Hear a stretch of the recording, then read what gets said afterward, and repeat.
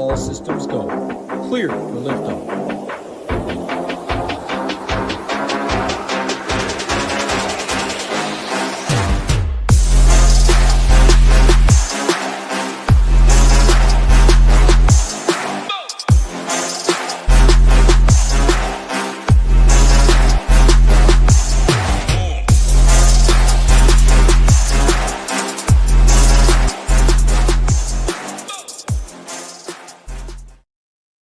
Hello and welcome to this weekend's NASCAR Quick Hit here at SHIPIT Nation. I am Eric, also known as TheGame on Discord, and this morning we are going to be breaking down the Quaker State 400 taking place at the Atlanta Motor Speedway. But before we discuss the Quaker State 400 taking place at the Atlanta Motor Speedway, let me, of course, mention us here at SHIPIT Nation. And, of course, promo code NAS75. That's right. For less than $1 a day, you can join us for a month for the All Access and the SaberSim Core package and give us a shot. NFL is right around the corner. We have MMA ongoing, weekend NASCAR, baseball like every day.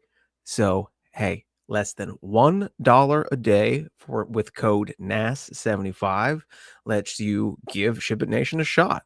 With that, you get the SaberSim Optimizer, the best in the business. You get expert projections and ownership. You get the world-renowned Stone. You get expert slate pans from the boys, rankings, education courses by Hoop, Tambo, and the rest, and an amazing Discord community. So, if you haven't joined yet, if you wanted to give us a shot, if you want to,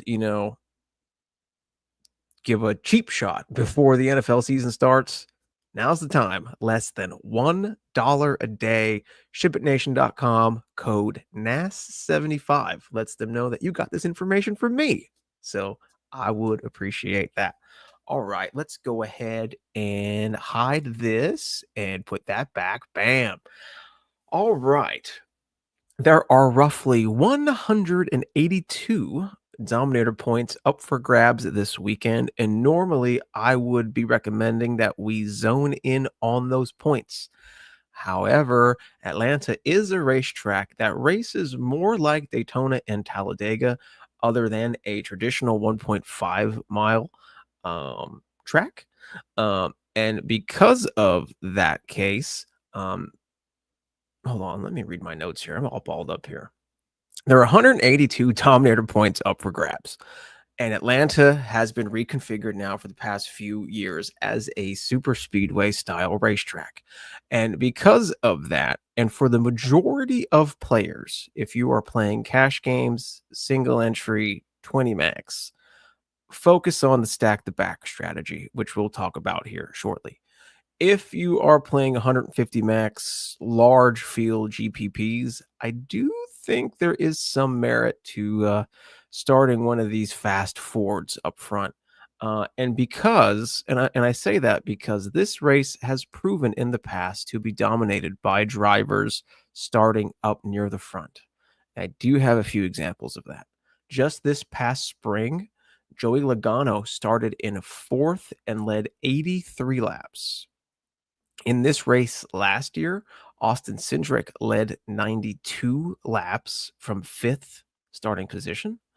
Todd Gilliland led 58 laps from a fourth starting position in the 2024 race.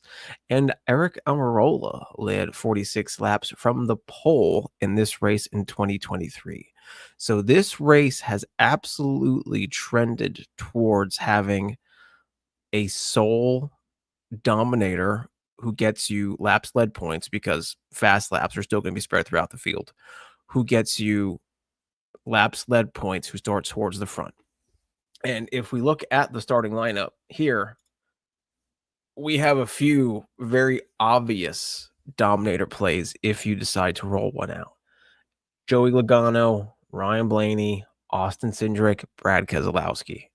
Those Penske drivers, Logano, Blaney, Cindric, they're all tier one, in my opinion. If you want to play a Dominator, you can't go wrong with either Logano, Blaney, or Cindric. Now, which one is actually going to do the leading? I don't know. Logano and Cindric have proven that they could do it, and Blaney has the best average finish here of anybody. So, literally, Team Penske, as far as Dominator plays go, 1A, 1B, 1C. But still, I would only limit that to only one of those drivers, and I still would only do that for like 150 max large field GPPs. Josh Berry starts second. He is also in a Penske prepared car. Ryan Preece starts fifth. He starts in an RFK prepared Ford. I don't expect Josh Berry to be the dominator out of Logano, Blaney, and Cindric, but you need to remember he is in a Team Penske prepared Ford. So if you do want to get some access to the front of the field, he would be a cheap way to do it. And same goes for Ryan Preece. I don't necessarily expect Ryan Preece to lead a pile of laps here today, but Ryan Preece has proven to be good at super speedways in the past, and he's dirt cheap at 6,700. So if for some reason you would want access to this front portion of the grid and you would want to bypass the Penske Fords, Keselowski, I think, is a solid choice out of them, but then Preece, Berry.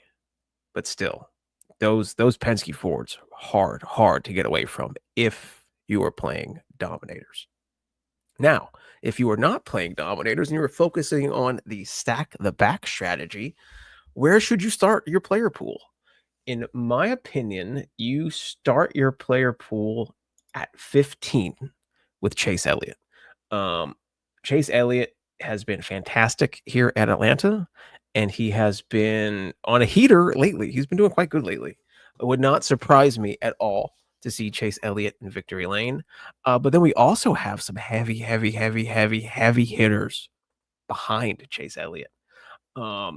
William Byron, hello. He's always a threat to win any given race. He starts 18th. Bubba Wallace starts 24th. He's great at super speedways. Christopher Bell, he won this race in the springtime. He starts 28th. Kyle Busch, he's fantastic at Atlanta. He starts 29th. Hocevar, he's been a speed demon. He finished second here in the spring. He starts 30th. 31st, Daniel Suarez, he is awesome at Atlanta. Springtime, he got caught up in a wreck, but other than that, his finishes were second, first, and second. He starts 31st. Former Daytona 500 winner Michael McDowell starts 32nd. He's fantastic at super speedways. Denny Hamlin, he's amazing at all super speedway races. He starts 33rd. 34th, Ross Chastain. He is an elite performer at Atlanta. And then 37th, Ricky Stenhouse Jr. We have so many great place differential plays today that I do think for almost any game type, cash, single entry, 3 max GPPs, 20 max GPPs, and 150 max GPPs as well. I do think you can fully 100% focus on a stack the back strategy because so many great place differential plays. And we know with one accident can cause all kinds of chaos at these super speedway tracks. So it is a race where there is also no salary restrictions. Leave as much or as little on the table as you like. This is a race where you can include almost anybody in your player pool. I'm sticking with Logano, Blaney, Cindric, Kez, and then jumping all the way down to Chase and starting from there and skipping everybody from like Cole Custer down to Chase Elliott. But this is a slate where you can really play anybody because again, it takes one accident to turn up this entire field and that can very, very, very easily happen here. And we've seen it happen here. Yeah, no salary restrictions. Maybe increase your player pool to more drivers than you normally would. Increase the randomness. Increase the amount of unique drivers per lineup. Anything to get yourself a little bit different, because like I mentioned, drivers like Chase, Willie B, Bubba, Bell, Busch, Hocevar, Suarez, Mike Mack, Denny Hamlin, Ross, Ricky, they are going to be very highly owned because everyone knows how excellent they are at super speedways, and they are poised for great days. So go overweight on some, underweight on others, include some of those I would only say one of those top 4 dominating drivers. Anything to get yourself different on this slate, because that's going to be the key, is to get yourself different, but still in position to win. Is there anything else I wanted to speak about? Practice, there was none because it's a super speedway. So that's why practice is totally blank. I don't have projections or ownership finished yet because I'm waiting for the Vegas odds to be put back up. Yeah, that's it. It seems like a really straightforward slate. Mainly stacking the back. But again, I do think for those 150 max large field GPP contests, you can get away with rostering one of these top starting Fords. Logano, Blaney, Cindric, Keselowski. I would again only limit it to one though. Hey, and that's it. That's all I got. This is with no practice to talk about and single car qualifying on a super speedway. These videos aren't too long. So again, stack the back for the most part. Give some consideration to those top running Fords in large field GPPs. If there's any questions about the slate, feel free to tag me on Discord. And as always, let's ship it.